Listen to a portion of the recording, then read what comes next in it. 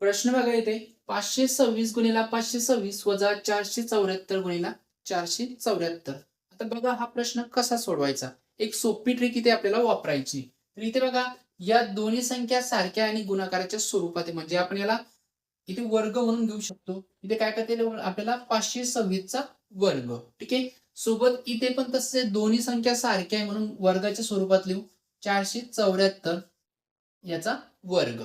ठीक आहे. आता इथे बघा ए वर्ग वजा बी वर्ग मिळते तुम्हाला. म्हणजे आपल्याला इथे हा फॉर्म्युला वापरायचा आहे. ए वर्ग वजा बी वर्ग बरोबर ए वजा बी आणि दुसऱ्या कंसात ए अधिक बी.